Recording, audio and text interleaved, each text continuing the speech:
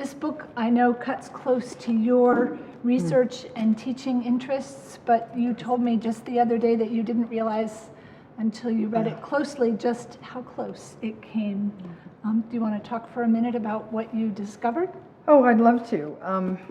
The interesting thing in this book is it felt like I was visiting old friends, right? So many of the things that I'd learned over the last 20 years in my field came to life again in this book. Just to see the articulation of this work about thinking about biotic attrition, which is essentially extinction, put in a chapter that so captivates, right? It's something that I've worked on, that I've published on, that I think, while some of the most important work I've done, very few people read or know or acknowledge, but she was able to capture it and articulate it and really, I think, speaks to it in a way that I think we lose through scientific writing. Not losing through science, that's wrong, but through scientific writing it becomes lost sometimes. And so she brought it to the fore, which I thought was great. I am struck when I think about this book, about the fact that in some ways it's a model of the liberal arts college in some ways, that it touches everything. I'm really happy that this is the book for incoming first years. I took an environmental justice class this semester, so like the social justice side of this is very present in my mind right now.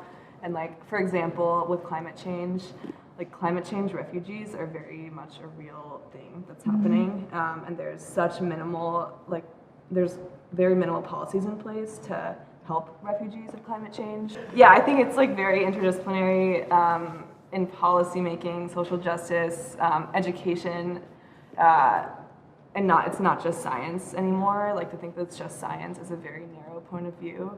I cannot teach what I do without talking about the social justice aspects, without talking about deforestation, without talking about pollution.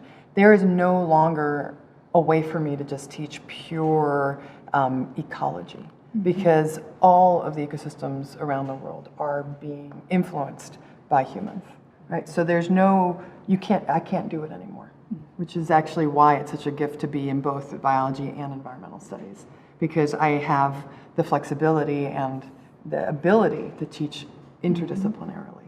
And I think this is the way most of academia is going, particularly in the sciences, is the importance of this interdisciplinary approach so that we can have conversations across disciplines.